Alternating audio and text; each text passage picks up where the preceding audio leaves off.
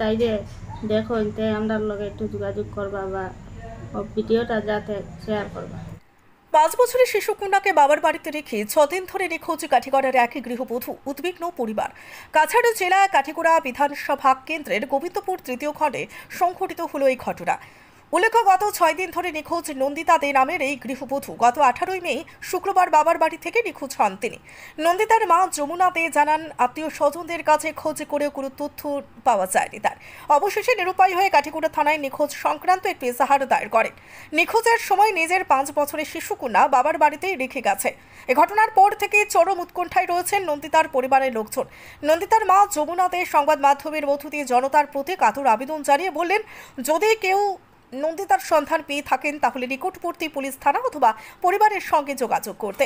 তাদের যোগাযোগ নাম্বার 6900449585 অথবা 8135930002। কাঠিগড়া পুলিশ ইতিমধ্যেই তদন্ত শুরু করেছে বলে খবর। আমার নাম যমুনা রানী দে, বাড়ি গোবিন্দপুর তৃতীয় খণ্ড। আমার মেয়ের নাম নন্দিতা দে, বিবাহিত। 5 বছর একটা বাচ্চা আছে।